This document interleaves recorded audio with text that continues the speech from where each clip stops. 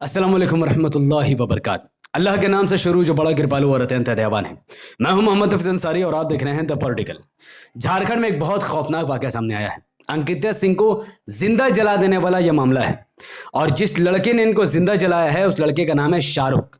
शाहरुख एक खास समुदाय से ताल्लुक रखता है और अंकिता एक खास समुदाय से ताल्लुक रखता है। अंकिता और अंकिता के फादर उनके पिताजी ने जो बयान दिया है और उसके बाद जो तस्वीरें वायरल हुई हैं और उस तस्वीरों के बाद जिस तरीके से मनीष कश्यप बजरंग दल बीजेपी ने दिलचस्पी दिखाई है तो उससे आपको पता चलेगा कि यह मामला इतना आसान नहीं जैसा दिख रहा है। तो इस चीज को पूरा समझने के बाद इस बात पर भी हम ध्यान देंगे कि बैरिस्टर ओवैसी साहब ने अंकिता के बारे में कितना बड़ा बयान दिया है और शाहरुख पर मेरा स्टैंड क्या है वो वीडियो के अंत में ही आपको पता चलेगा। तो झारखंड में अंकिता नाम की एक लड़की थी, अंकिता सिंह, जिसने आरोप लगाया कि उस पर शाहरुख नाम के एक लड़के ने उसके घर में आग क्रास पता नहीं कैसे उसके तेल फेंक कर उसे आग लगा दी, जैसे कि उसने बयान दिया है। उसके बाद आज तक ने जो ये न्यूज छापा है उसे कुछ इस तरीके से उसने बताया है कि अंकिता को जिंदा जलाने वाले शाहरुख के पुलिस कस्टडी में बेशर्मी हंसी वाली वीडियो वायरल। आज तक के अनुसार कि शाहरुख वही लड़का है जिसकी आप तस्वीर देख रहे हो, ये क्लियरली वो शाहरुख है जिस पर आरोप लगा है कि उसने अंकिता की जान ले ली है, जिंदा जलाकर मार दिया है। अब इस पर सवाल कैसे उठ रहा है आज तक की न्यूज पर देखिए। आज तक ये कह रही है कि जिससे अंकिता बात नहीं करना चाहती थी शाहरुख ने अंकिता का नंबर कहीं से ले लिया था, उसके बाद उसे फोन करके परेशान कर रहा था। अंकिता ने शाहरुख को कई बार समझाया कि मुझे कॉल मत करो, लेकिन वह मना नहीं कर पाया, नहीं माना। नौबत धमकी तक आ गई। शाहरुख धमकी देने लगा कि अगर तुम मुझसे बात नहीं करोगी तो मैं तुम्हें मार डालूंगा। अंकिता ने शाहरुख की इस हरकत के बारे में अपने परिवार को भी बताया। इससे पहले परिवार वाले कुछ कर पाते तब तक अंकिता को शाहरुख ने जिंदा जला दिया था। यह आज तक ने अपने मीडिया प्लेटफॉर्म पर छापा है। लेकिन जब आप बीबीसी न्यूज पर बात करेंगे तो अंकिता के बाप का बयान और अंकिता के बयान और जो तस्वीरें वायरल हुई वो आपको चौंका कर रख देगी। देखिए, अंकिता के बाप का ये बयान था जो कि बीबीसी हिंदी ने छपा है, जो कि बहुत सही वेबसाइट है। उसने कहा कि शाहरुख पिछले कुछ दिनों से मेरी बेटी अंकिता को परेशान करता था।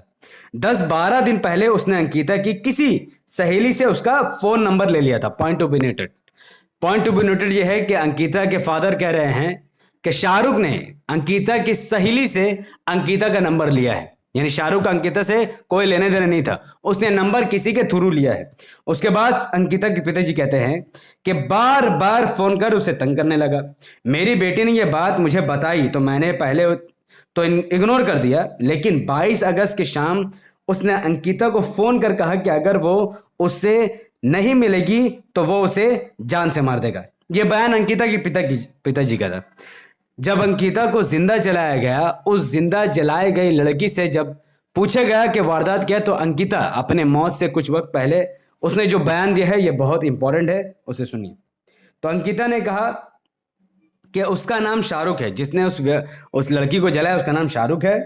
वह 10-15 दिनों से हमको तंग कर रहा था। हम स्कूल जाते थे तो आगे पीछे करता था। मेरा नंबर किसी से ले लिया था। बोलता था कि बात नहीं करेगी तो ऐसे कर देंगे, वैसे कर देंगे। बात नहीं करेगी तो तुमको मारेंगे, सबको मारेंगे। वह बहुत लड़कियों से बात करता है, घुमाता है। धमकी दिया था कि हमको रात को 8:30 बजे हम पापा को बताए थे, तब तक 4 बजे सुबह ऐसा करके आग लगाकर चला गया।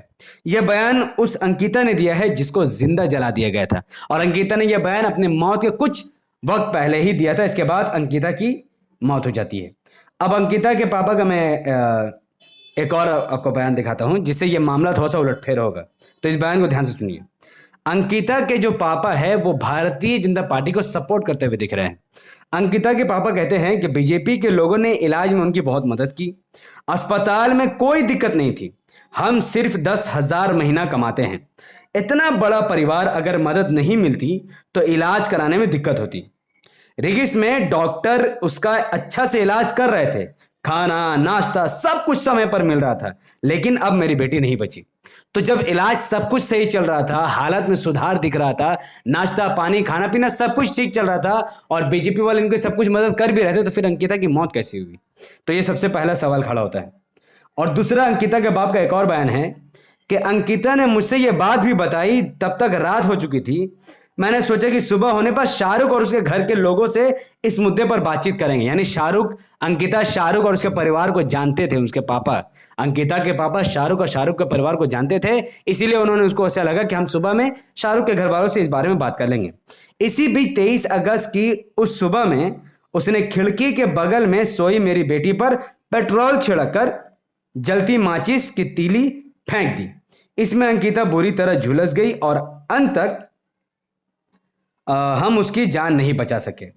तो एक तरफ अंकिता और अंकिता के पापा का बयान है, जिनका यह मानना है कि शाहरुख अंकिता का पीछा करता था, उससे नंबर कहीं से हासिल कर चुका था और फिर यह तमाम वाकया सामने आया।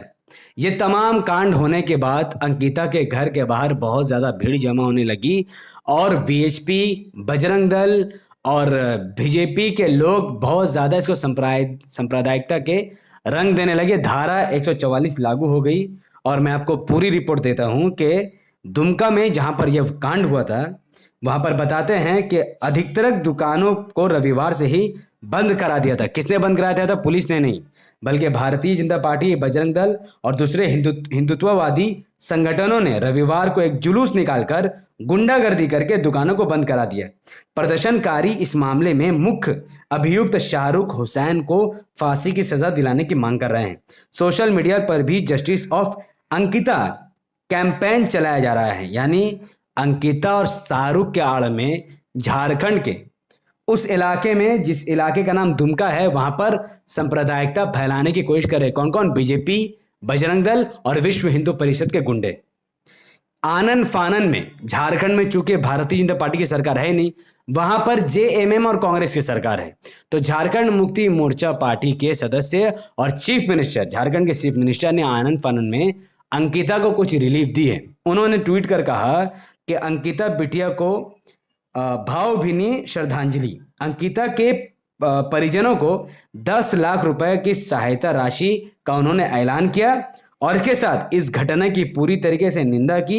इसको फास्ट ट्रैक कोर्ट में चलाने के आदेश दिए और इस पर एजीडी रैंक के पुलिस कर्मियों को नियुक्त किया और जल्द से जल्द इंसाफ दिलाने की उन्होंने कोशिश की और वादा किया कि उसको इंसाफ दिलाया जाएगा।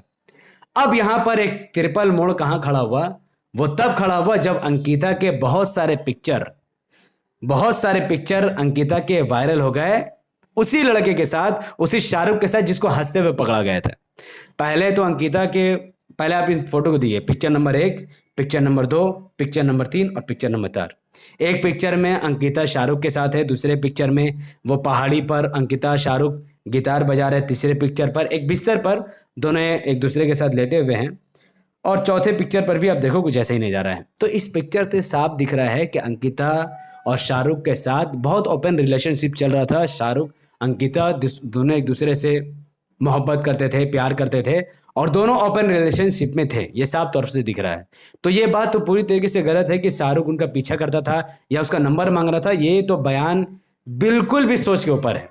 फिर भी ये जांच का विषय है, पुलिस इसका जांच पड़ताल करे कि आखिर अंकिता ने मरने से पहले ऐसी बात क्यों कही, इन तस्वीरों का हकीकत क्या है और अंकिता के पापा ने ऐसा बयान क्यों दिया। क्योंकि पिक्चर कुछ और कह रही है और बयान कुछ और कह रही है, तो ये पुलिस का मामला है, हम पुलिस पर छोड़ते हैं। पर इस पर एक बड़ा मोड़ तब आता है जब मनीष कश्यप अंकिता के घर में जाकर रिपोर्टिंग शुरू करता है। मनीष कश्यप वही एक जर्नलिस्ट है जिसको आप आमतौर पर वायरल होते हुए देखते हैं। मनीष कश्यप अंकिता के घर में जाकर अंकिता के पापा से एक बार फिर बयान लेता है। मनीष कश्यप अंकिता के घर के बाहर एक भीड़ का जमावड़ा लगाता है।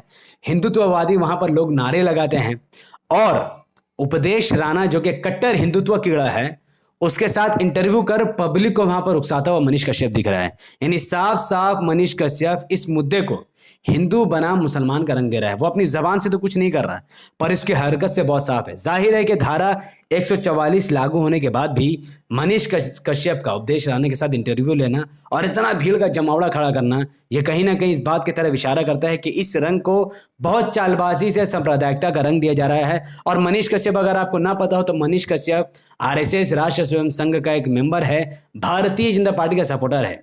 यह कांड झारखंड में हुआ है जहां पर बीजेपी की सरकार नहीं है। अगर यही कांड उत्तर प्रदेश में जो होते ही रहता है, वहां पर मनीष कश्यप कभी नहीं पहुंचेगा।